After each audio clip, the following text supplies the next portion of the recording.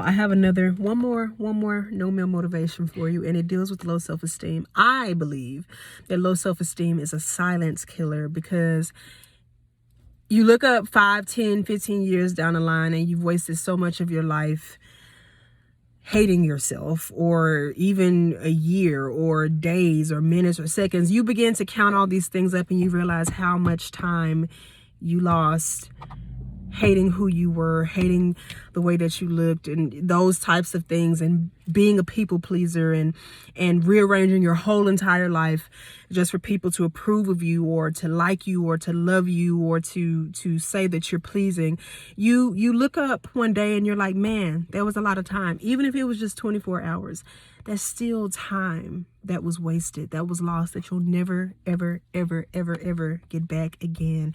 And that is why I call low self-esteem a silent killer, because you don't know just how much of your life you're losing or you're damaging until you look up one day and you see just how far you haven't come, and you realize just how much you haven't gained, and you realize that you've not accomplished any of the goals that you set for yourself, let alone the purpose that God has for your life, if you even know that you have a purpose, because you've been so caught up in disliking your shaking eyes. You dislike your pale white skin. You dislike your hair color, your white blonde hair color. So you haven't even taken note or notice of the fact that you were born this way on purpose, for a purpose. And I say this from experience, because if you've been following me for any amount of time, you know already about my plight with low self-esteem and how I went through that. And I'm not the only one. There are several other people with albinism who have gone through this as well and are still going through it right now. So that is the purpose for this whole motivational video, is to encourage you to change your outlook. Maybe you're like me and you don't realize you have a purpose. I didn't really know that I had a purpose other than hating who I was. I thought that was my purpose, to just go throughout life hating the way that I was, being an albino or a person with albinism. But it wasn't until God opened up my eyes that I was able to see, as the song says, I was once blind, but now I see. I was able to see, not with my physical eyes, so to speak, but I was able to see spiritually where God wanted me to be, and understand that I wasn't a mistake. And this is the same thing that I say to you. You and I, me and you, we were born this way, on purpose, for a purpose, and that is to do great things with little to no melanin in our hair, skin, and eyes. So go forward and do great things. Stop allowing these setbacks to hold you back from being all that God called you to be. If you're saying right now, well, Janessa, I don't know my purpose. Well, maybe that's because you've been so caught up, like how I was. Whole reason I didn't know my purpose was because I was so caught up in hating the person that I saw in the mirror every day. It wasn't until I stopped hating who I saw and started loving who I saw in the way that God wanted me to, that I was able to find my purpose and begin to find a trail toward where God wanted me to be. See, as long as you're stuck on yourself, as long as you're stuck on having a stagnant, as long as you're stuck on your pale white skin, as long as you're stuck on your white blonde hair, or what people say about you, or what people do to you, you'll never see the forest from the trees. You'll never be able to actually, for real, get down on your knees, whether it be physically or in your heart, and ask God, show me your purpose. Show me your plan for my life. You'll never be able to do it, because the whole time you'll be thinking to yourself, well, he said this about me, or she said that about me.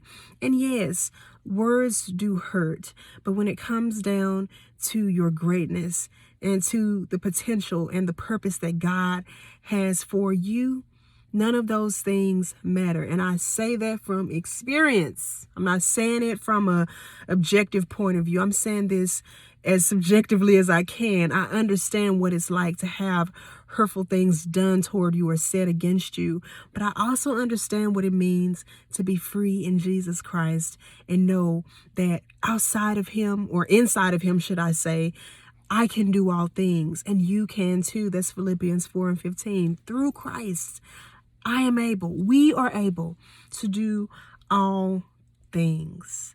So once again, You and I, me and you, we were born this way on purpose, for a purpose.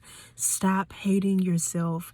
Start loving and embracing yourself in the way that God wants you to do. Don't even try to follow this world system. Don't try to follow society's system of what they say you should do to love yourself. No, you sit down and you talk to God. You get to know him for yourself, and he will begin to show you what you should do and the things that you should begin doing to get on this road to recovery, this road to finding yourself, not in people, but in him, because Jesus Christ is the one who gave his life for us. He's the one who paid it all so that we could have a right to live. So you don't need to continue being in the space that you're in. He wouldn't allow me to be there anymore. And he's doing the same thing for you right now through this video, pulling you out of that gutter that you're in, pulling you out of that mental anguish that you've been in, pulling you out of that low self-esteem pit that Satan has thrown you into. I pull you out, my brother. I pull you out, my sister. And I encourage you to live unapologetically for God and go into your purpose and do great things. I'm waiting for the day that I walk into the grocery store and I see someone, some beautiful or handsome person's face with albinism gracing the cover of a big world-renowned magazine. I'm waiting for the day that I see a person with albinism starring in a major film, or being a director or a producer, or being the president of the United States or whatever country you're from, or being the next Supreme Court justice, or being the next governor, or being the next whoever, the creator, the inventor. I'm speaking all of these things out because that's just how great God's purpose is for your life. You matter. You mean something. You wouldn't still be here right now if you didn't mean anything to God, if he didn't have any purpose for you. He didn't bring you here with albinism just so you could be a joke, just so people could point at you and laugh at you and talk about how ugly you are, how silly you are, how stupid you are, how much your eyes may cross or shake. That's not the reason God brought you to this earth. He didn't bring you here this way to ridicule you. He made you this way on purpose, for a purpose, and that is to do great things without any melanin in your hair, skin, and eyes. So, my brother, my sister, go forward and do great things, because that is what you and I were born to do. Let's go.